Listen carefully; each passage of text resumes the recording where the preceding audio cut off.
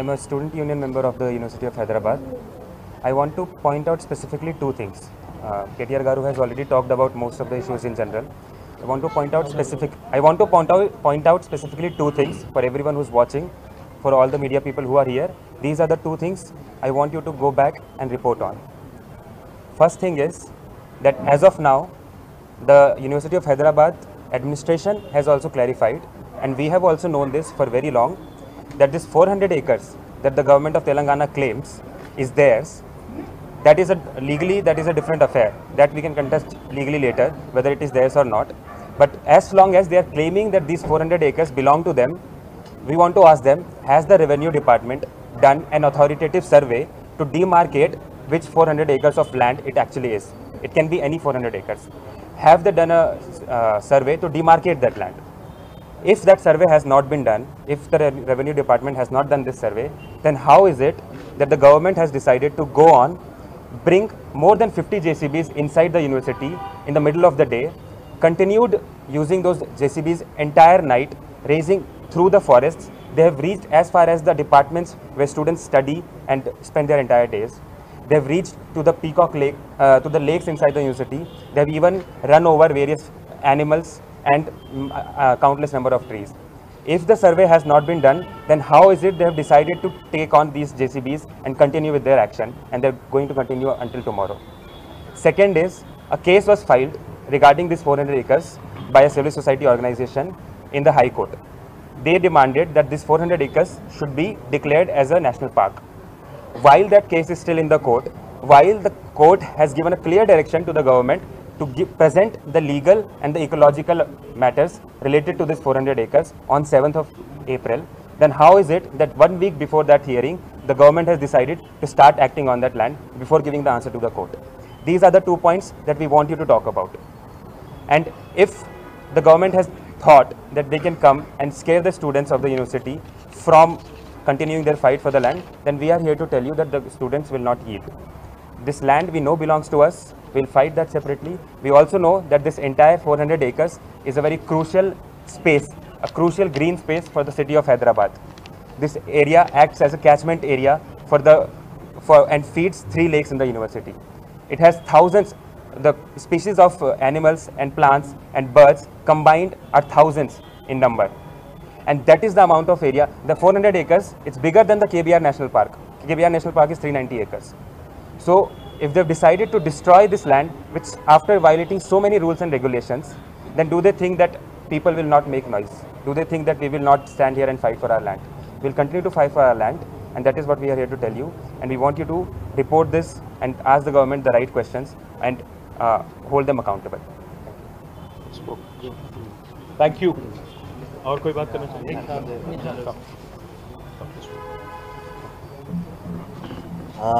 Hello everyone, my name is Nihat Suleiman. I'm currently the General Secretary of the UH Students Union.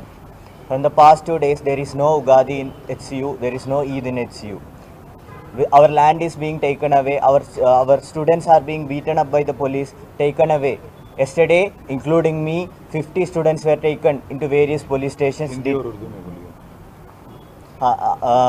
मेरे को भी लेकर 50 students को detain किया गया था और रात तक पुलिस स्टेशन में ही हमें डिटेन करके रखा था और उसमें 2 स्टूडेंट्स को अभी तक पुलिस वापस नहीं ले आए हैं। वो भी हम अभी मीटिंग में KTR गारू से बात किया था। और ये कैंपस में एक सर्वेलेंस राज हो रहा है। स्टूडेंट्स का फ़ोन छीनकर वो उसका गैलरी में यूनिफॉर्म में सब मिलकर एक 100 पुलिस डिप्लॉय किए गए हैं कैंपस के अंदर।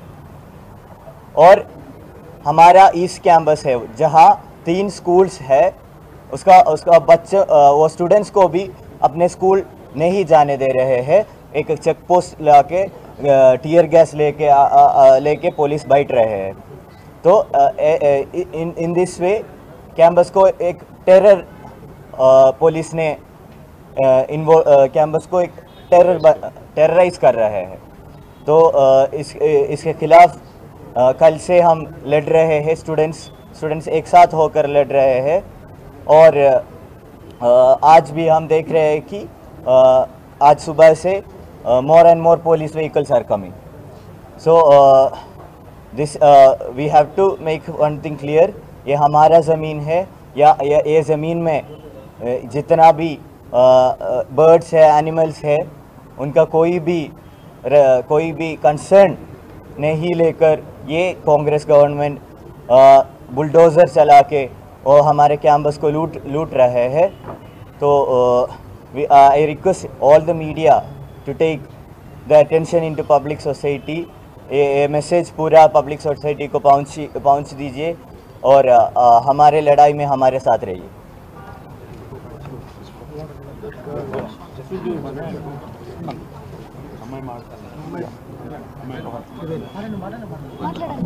జై Bhim friends, I want to discuss రెండు విషయాలు ప్రధానంగా చెప్తాను. ఇక్కడ ప్రధానంగా హైదరాబాద్ సెంట్రల్ యూనివర్సిటీ అనేది ఇక్కడ ఐఓఈ ఎమినెన్స్తో ఉన్నది. రీసెంట్గా లాస్ట్ 5 years 1000 కోట్ల యూనివర్సిటీకి వచ్చినాయి యూనివర్సిటీని డెవలప్ చేయడానికి.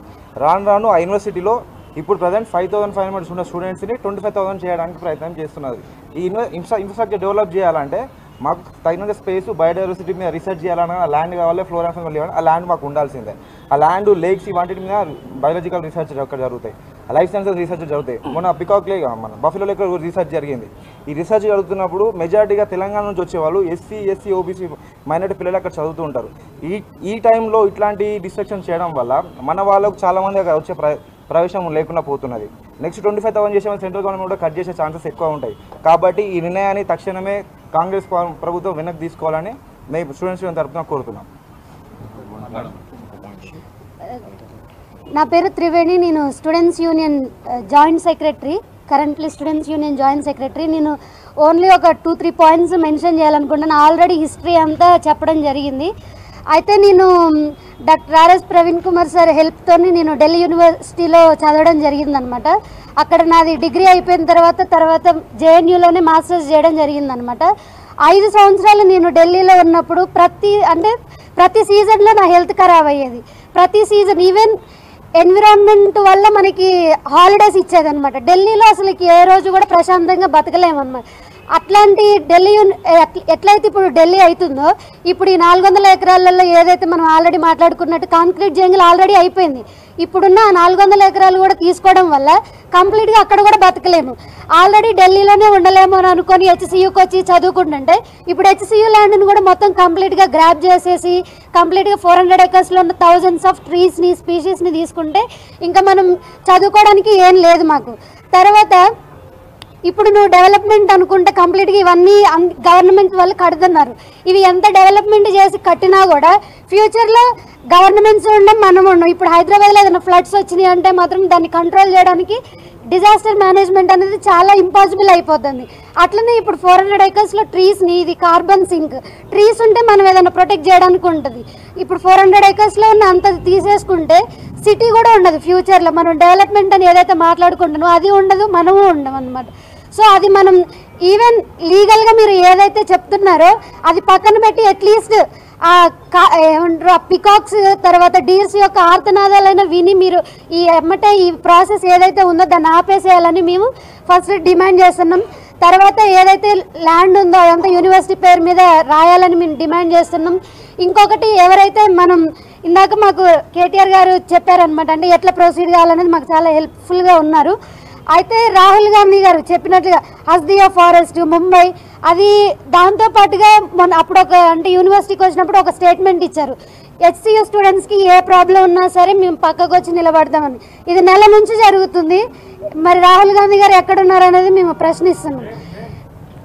అండ్ ఆల్సో లైక్ సెంట్రల్లో ఏమంటారు అంబానీలకి, అదానాలకి దేశం అమ్ముడుపోతుంది అని చెప్తున్నారు. మరి ఇక్కడ తెలంగాణ గవర్నమెంట్ ఏం చేస్తుంది? తెలంగాణ కాంగ్రెస్ గవర్నమెంట్ చేసేది కూడా అదే కదా, కార్పొరేట్స్కి అమ్మడం, తర్వాత సిటీ అంతా ఎంటైర్ కాంక్రీట్ జంగిల్ చేయడం జరుగుతుంది. అంటే మీరు ఫస్ట్ స్టేట్మెంట్స్ ఇస్తారు, మీరే కాంట్రాడిక్ట్ చేసుకుంటారు. ఇది ఎలాంటి ధోరణి అనేది మేము మిమ్మల్ని ప్రశ్నిస్తున్నాం. మీరు ఫస్ట్ థింగ్ మీరు చెప్తున్నారు అక్కడ గుంట నక్కలు ఉన్నాయి. సరే ఏ నక్కలు ఉన్నాయి ఫస్ట్ అయితే మీరు అక్కడికి రండి కదా, వచ్చి చూడండి. ఆ నక్కలు లేకపోతే పికాక్స్ ఏయో ఒకటి అరుస్తాయి కదా, అప్పుడు తెలుస్తుంది కదా అక్కడ ఫ్లోరా ఉందా, ఫానా ఉందా, లేకపోతే ఇంకా బయోడైవర్సిటీ ఏదో ఉందని. అక్కడ కూర్చొని ఆడేం లేదని చెప్తే మీకు తెలీదు. అక్కడికి రండి, చూడండి, అప్పుడు మేక్ ద స్టేట్మెంట్స్ రైట్. అక్కడికి వచ్చి చూసిన తర్వాత చెప్పండి. సో మా స్టూడెంట్స్ యూనివర్సిటీ ఆఫ్ హైదరాబాద్ నుంచి మేము డిమాండ్ చేసేది ఫస్ట్ అది ఆపేసి first take in to account of environmental aspect first rather than all these legal aspects because environment is first. It's not just about Hyderabad, ప్రపంచం అంతా గ్లోబల్ వార్మింగ్ అని తర్వాత అన్నీ జరుగుతూ ఉన్నాయి, సునామీలు కానీ అన్నీ వస్తున్నాయి.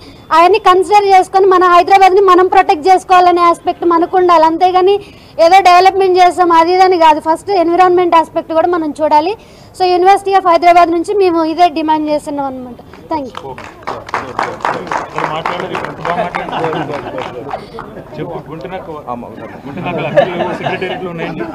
హలో హలో హలో అండి, నేను సందీప్ మాట్లాడుతున్నా. University of Hyderabad X student union member నేను. సో ఈరోజు మనం అంటే ఈ ఇన్సిడెంట్తోనే మనకు అర్థం కావాలి కాంగ్రెస్ ప్రభుత్వం యొక్క హిపోక్రసీ అర్థం కావాలి మనకు. రాహుల్ గాంధీ గారు అంటే మన ప్రధానమైన అంటే ఇటు గవర్నమెంట్ చెప్పే ఒక యూనివర్సిటీకి అంత భూమి ఎందుకు అని ఒక ప్రధానమైన క్వశ్చన్ రైజ్ చేస్తున్నారు మన స్టేట్ గవర్నమెంట్లో ఉన్న పెద్దలు కానీ వీళ్ళందరూ కానీ. మీరు అందరూ అర్థం చేసుకోవాల్సిన విషయం ఏంటంటే రాహుల్ గాంధీ గారు చదువుకున్న క్యాంబ్రిడ్జ్ 3000 ఎకరాలలో ఉంది, ఆయన డిస్కంటిన్యూ చేసిన హార్వర్డ్ కూడా 2000 ఎకరాలలో ఉంది. సో అంటే అట్లనే రీసెంట్గా ధారావి ప్రాజెక్టులు అంటే ఎలక్షన్స్ ముందు మహారాష్ట్రలో రాహుల్ గాంధీ గారు విజిట్ చేసుకుంటూ ఒక మాట చెప్తారనమాట. నేను క్రానిక్ క్యాపిటలిజము సోషల్ జస్టిస్ రెండు ఎంచుకోమంటే నేను సోషల్ జస్టిస్ వైపు నిలబడతా, ఈ అదాని అంబానీ అని బడా పారిశ్రామికవేత్తల దిక్కు నిలబడను, ఆ కార్పొరేట్ వ్యక్తుల వైపు నిలబడనని చెప్తూ ఉంటారు. రాహుల్ గాంధీ గారు ఇక్కడ ఉన్న ప్రభుత్వం కూడా గుర్తుపెట్టుకోవాల్సింది ఏంటంటే హెచ్యూ లాంటి యూనివర్సిటీలు మాకు ధారావి లాంటివి తెలంగాణ నుంచి ఫస్ట్ జనరేషన్ అంటే వచ్చిన బడుగు బలైన వర్గాల విద్యార్థులకు అది హెచ్యూ లాంటి ఒక ధారావి లాంటి అక్కడ మేము ఇంక్యుబేట్ అయ్యి ప్రపంచంతో పోటీ పడగలుగుతున్నాం. ఇంకో సీరియస్ విషయం మనం అబ్జర్వ్ చేసుకుంటే అంటే ఇంకొక ప్రశ్న మనం లేవనెత్తుకోవాల్సింది తెలంగాణ సమాజంలో ముఖ్యంగా అంటే Telangana civil society only BRS regime ఉంటేనే పనిచేస్తుందా? సివిల్ సొసైటీ అనేది ఒక సెలెక్టివ్గానే ఉంటుందా? ఎక్కడ పోయినారు ఇప్పుడు ఈ మేధావులు వర్గం అంతా? యూనివర్సిటీ ల్యాండ్ పోతుంటే ఎక్కడ పోయినారు? ఓన్లీ 10 years ఆఫ్ టైంలోనే ఓన్లీ బీఆర్ఎస్ రెజీమ్ను మాత్రమే సివిల్ సొసైటీ ఉంటుంది తెలంగాణలో. ఈ ప్రశ్నను చాలా సీరియస్గా మనం ఆలోచించాల్సిన అవసరం కూడా ఉన్నది. ఈ నాలుగో అంశం ఏంటంటే మన ప్రభుత్వం చెప్తుంది మేము 16 గంటలు 18 గంటలు పనిచేస్తున్నామని. మీరు అబ్జర్వ్ చేస్తే మన ప్రభుత్వం 24 గంటలు ఓన్లీ ఆదివారం శనివారం పనిచేస్తుంది, ఎందుకంటే ఆ రోజు కోర్టులు ఉండవు కాబట్టి. మీరు చూసిన జీవో 29 కేసు అయినా, మీరు చూసిన బుల్డోజర్ హైడ్రా అయినా, ఇప్పుడు హెచ్యూ జరుగుతున్న బుల్డోజర్ రాజ్ అయినా, మీరు ఎప్పుడు చూసినా కానీ మన ప్రభుత్వం 24 hours మాత్రం శని ఆదివారాల్లో మాత్రం పనిచేస్తుంది. సో ఇంకొక అంశం నేను ప్రధానంగా మీకు చెప్పాల్సిన అంశం ఏంటంటే యూనివర్సిటీస్కి ఎక్స్పాండ్ అవుతూ ఉంటాయి. అంటే యూనివర్సిటీస్కి టార్గెట్ ఉంటుంది, అంటే ఒక 200 సంవత్సరాల ఫ్యూచర్కి యూనివర్సిటీస్ ఎన్విజన్ చేస్తూ ఉంటాయి. సో అట్లాంటి యూనివర్సిటీస్ని చంపేయడం అంటే ఇండైరెక్ట్గా కార్పొరేటైజ్ ఎడ్యుకేషన్ చేయడమే. ఇది అంటే వీళ్ళు మాట్లాడుతున్న సోషల్ జస్టిస్, వీళ్ళు మాట్లాడుతున్న రాజ్యాంగానికి పూర్తిగా విరుద్ధంగా పోవడమే. సో ఇంకో చాలా బాధాకరమైన అంశం ఏంటంటే మా ఆలుమ్ని ఇదే ప్రభుత్వంలో ఉన్నారు, ఇదే ప్రభుత్వం శాసనసభ్యులుగా ఉన్నారు, ఇదే ప్రభుత్వంలో మంత్రులుగా ఉన్నారు. మరి వాళ్ళు యూనివర్సిటీ మీద చూసి ప్రేమ ఎందుకు వస్తుందో నాకు అర్థమవుతుంది. అట్లాంటి యూనివర్సిటీ మీలాంటి వాళ్ళని మంత్రులుగా షేప్ చేసి బయటకు వదిలిపెట్టిందంటే నెక్స్ట్ తరాల వాళ్ళని ఇంకా పెద్దగా వదిలిపెడుతుంది కదా. సో ఈ విషయం మీరు ఖచ్చితంగా సో ఇప్పుడు మా ప్రధానమైన డిమాండ్స్ ఏంటంటే మా 400 acres ఆఫ్ యూనివర్సిటీ ల్యాండ్ ఏదైతే ఉన్నదో ఫస్ట్ ఆ ల్యాండ్ని గ్రీన్ జోన్గా ప్రకటించి ఆ ప్రభుత్వం కూడా దాన్ని 80% దాన్ని డిస్టర్బ్ చేయకుండా ఉండాలి. యాజ్ ఆఫ్ నో మమ్మల్ని అంటే మాతో పాటు ప్రశ్నించిన విద్యార్థులు ఎవరైతే ఇప్పుడు పోలీస్ కస్టడీలో రిమాండ్లో ఉన్నారో వాళ్ళని తక్షణమే విడుదల చేయాలి. కాంగ్రెస్ ప్రభుత్వం ఈ నిరంకుశమైన వైఖరిని మాత్రం ఖచ్చితంగా వెనుక పోవాలి, లేకుంటే అది కోర్టులు ఖచ్చితంగా దీనికి జవాబు చెప్తాయి. విద్యార్థులు కూడా దాన్ని కొట్లాడటానికి సిద్ధంగా ఉన్నాయి. థ్యాంక్ యూ అండి. Students unity, students unity. నమస్కారం అందరికీ, నా పేరు శరణ్య. నేను మొదటిగా ఏం చెప్పాలనుకుంటున్నా అంటే నేను నిన్న అయినా కొట్లాట ఏదైతుందో నేను అప్పుడు క్యాంపస్లో లేను. ఆ వీడియోస్ నేను ఎప్పుడైతే మా ఇంట్లో ఉండి చూస్తున్నానో నాకు ఎలా అనిపించిందంటే యూనివర్సిటీ మేము ఈ పక్షులు ఏవైతున్నాయో పక్షులు జంతువులు అవన్నీ మాదే ఒక పార్ట్ అన్నట్టు మేము అనుకుండే. కానీ యూనివర్సిటీ ఇదంతా తీసేస్తున్నప్పుడు ఆ బుల్డోజర్స్ వచ్చినప్పుడు అరే మాకు ల్యాండ్ పోతుంది అన్నది ఒక సైడ్, ఇంకో సైడ్ అరే మనతో ఉన్నాయి ఇవి మన పార్ట్, ఇప్పుడు అవన్నీ ఎట్ట వెళ్ళిపోతాయి అన్న ఒక క్వశ్చన్ రైజ్ అయింది. అప్పుడు నాకు ఆ వీడియో ఎప్పుడైతే పికాక్స్ గురించి మార్నింగ్ సౌండ్ అది ఎప్పుడైతే మార్నింగ్ నైట్ ఇది అయిందంతా ఆ వీడియో నేను మార్నింగ్ చూసిన అప్పుడు అనిపించింది అరే అవి ఇంతగానం ఏడుస్తున్నాయి, మనకి ఇంత మనసు కూడా లేకుండా పోతుంది అన్నట్టు. ఎప్పుడైతే పోలీస్ వాళ్ళు వచ్చి నిన్న జరిగిన సిచ్యువేషన్లో ఆడపిల్లల్ని కానీ బాయ్స్ని కూడా ఇష్టం వచ్చినట్టు ఇట్లా పశువులను మనం చంపడానికి వేసినప్పుడు ఇట్లా నూకుతామా, అట్లా నూకినట్టు నూకుతున్నారు. అంటే వాళ్ళకి దెబ్బ తాకుతుందా, ఏమవుతుంది, అసలు నువ్వు ఎందుకు చేస్తున్నావు అని పోలీస్ వాళ్ళకు కూడా అసలు ఏం లేదు. అండ్ సేమ్ ఇట్లానే ఫస్ట్ పార్టీస్ అన్ని పక్కకు పెట్టి చూస్తే ల్యాండ్ పార్టీస్ ఇవన్నీ పోతున్నాయి, మన మానవత్వం ఎట్టుపోతుంది, మనం ఏమవుతున్నాం, అసలు ఇంత అవుతుంది ఏదన్నా, అసలు పిల్లలకు కూడా, పిల్లలు కాదు పెద్దలకు కూడా ఇంత అవుతుంది, వాళ్ళు కొట్లాడుతున్నారు, మనం ముందుకొచ్చి ఒకటి ఫార్వర్డ్ ఇద్దామన్నట్టు ఏం లేదు. ఎట్లా అంటే వాళ్ళు కొట్లాడుతున్నారు కదా చూద్దాం ఏమవుతుందో, వాళ్ళ పార్టీ చేస్తుంది మేము రాము అది వాళ్ళది, అట్లా కాకుండా మన లోపల మానవత్వం ఏమవుతుంది. ప్రొఫెసర్ సాయిబాబా ఉన్నారు, ఆయనది కూడా ఆయన కేసులో కూడా ఎంత అన్యాయం జరిగింది, ఎవరన్నా అసలు అది ఎట్లా అందరికీ తెలుసు కానీ ఏం చేయలేకపోయినాం.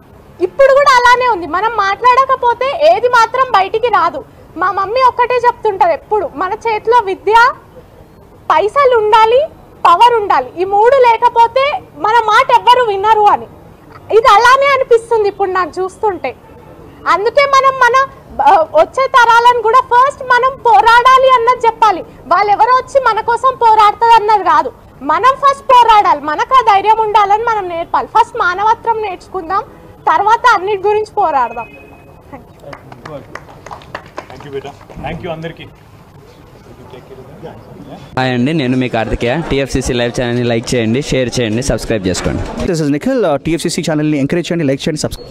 Hello, this is heroine Alekhya Angel. TFCC live ఛానల్ని లైక్ చేయండి, షేర్ చేయండి, సబ్స్క్రైబ్ చేయండి. టీఎఫ్సీసీ ఛానల్ని లైక్ చేయండి, షేర్ చేయండి, సబ్స్క్రైబ్ చేయండి. నేను మీ హీరోయిన్ మౌర్యాని. Thank you. అందరికీ నమస్కారం, నేను మీ Gita Madhuri. TFCC live like చేయండి, షేర్ చేయండి, సబ్స్క్రైబ్ చేయండి.